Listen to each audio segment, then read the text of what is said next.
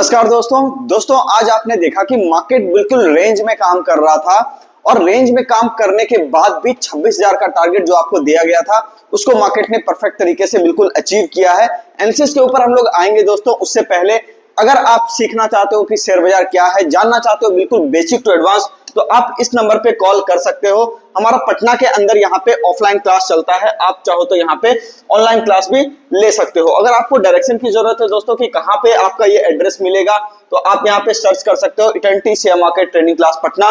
ठीक है, ये आपको यहाँ पे गूगल मैप्स के अंदर हमारा डायरेक्शन मिल जाएगा। चलिए सबसे पहले आज मार्केट की एनालिसिस को हम लोग देख लेते हैं कि मार्केट अपना किया क्या एक्चुअल में। ये देखो, ध्यान से देखो, सबसे पहले हुआ क्या, देखो 25,900, ये आपको बताया गया था कल वाले वीडियो में कि ये आपका इंट्राडे का सपोर्ट एरिया है, जिसपे चाहे तो मार्केट एक बार आ सकता है। बिल्कुल उसी जगह पे आकर के मार्केट यहाँ पे थोड़ा सा रिटेस्ट करके एक बार ऊपर गया, फिर 26,000 का टारगेट अचीव किया, जो आपको कहा गया था कि 26,000 और 26,100 ये लेवल आपको देखने को मिल सकता है। तो पहला टारगेट आपको यहाँ पे अचीव किया और अचीव करने के बाद देखो यहाँ पे कितना बढ़िया सेलिंग प्रेशर आया।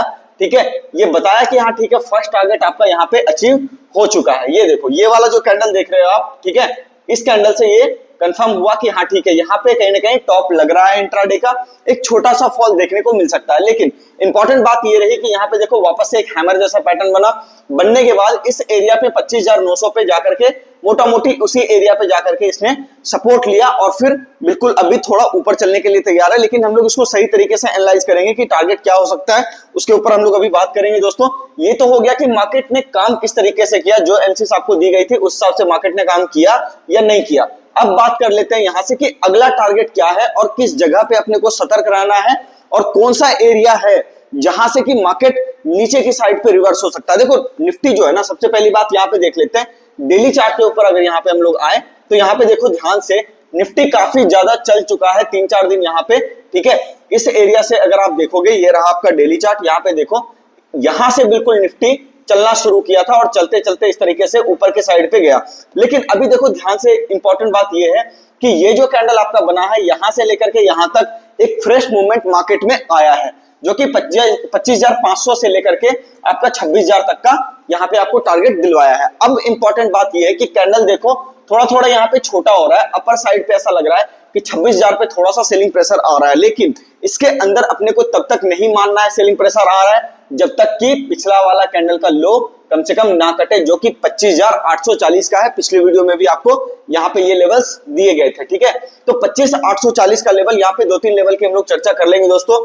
एक लेवल है 25,500, जो कटने के बाद हम लोग स्विंग जो यहां से करते हुए आ रहे हैं, इसको हम लोग पूरी तरह से इस एरिया पे 25,500 के एरिया पे एग्जिट करेंगे स्विंग के पोजीशन को। इंट्राडे के अंदर अगर हम लोग यहाँ पे बात करें कि इंट्राडे के अंदर सपोर्ट क्या हो सकता है, बाकी सारी चीजें कैसे काम कर सकती है, तो यहाँ पे हम लोग 5 मिनट टाइम फ्रेम पे आ जाते हैं। और इसके अंदर इंट्राडे की अगर हम लोग चर्चा करें तो यहाँ पे ये देख लो, इस तरीके से ये जो एरिया आपका बन करके आया है दोस्तों, यहाँ पे ये आपका 25,900, ठीक है ना, या फिर मोटा मोटी आप ये रख सकते हो 25,880 का एरिया परफेक्ट एरिया है। यहाँ पे आप देखो 25,880, 25,900, ये आपका इंट्राडे का 2 सपोर्ट एरिया है जहां पे मार्केट सपोर्ट ले सकता है।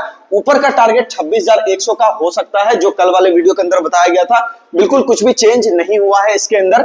और अगर हम लोग यहाँ पर एक चीज को ध्यान रख करके काम करें कि यहाँ पे अगर ये एरिया है ना, देखो इंट्राडे में ठीक है ये सपोर्ट की तरह 25,880 आपका काम कर रहा है, लेकिन इंपॉर्टेंट बात ये है कि एक एरिया 25,840 का और यहाँ पे 25,800 का, ठीक है, ये दोनों एरिया बहुत ही क्रूशियल एरिया है। जब इसके नीचे मार्केट सस्टेन करेगा ना इंट्राडे में, तो आपको थोड़ा कॉशियस हो जाना है, क्योंकि अगर आप कॉशियस नहीं रहोगे तो ऐसा हो सकता है कि मार्केट एक बार नीचे की साइड पे फॉल करे। तो इसको थोड़ा दिमाग में बिठा लीजिएगा लेवल्स को, कि यहाँ पे इस लेवल के नीचे आपको काम नहीं करना है, थोड़ा सा रुक जाना है 25,840 के नीचे। और 25,800 के नीचे आने के बाद आपको बिल्कुल सतर्क होकर के शांति से एक साइड होके बैठ जाना है। ठीक है, और यहाँ पे आप देख लो ऊपर का टारगेट तो हम लोग बात कर लिए।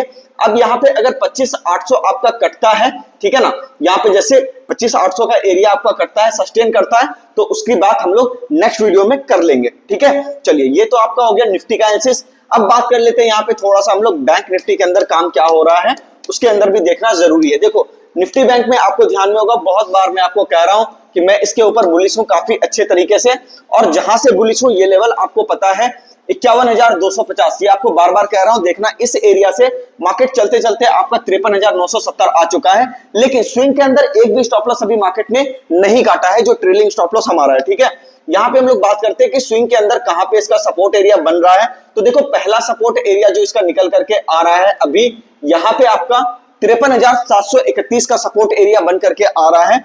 अगर इस पे मार्केट इंट्राडे में चाहे तो सपोर्ट ले सकता है। ठीक है, एक और एरिया है दोस्तों यहां पे आपका, इस एरिया को आप देख लो, 53,287 का एरिया।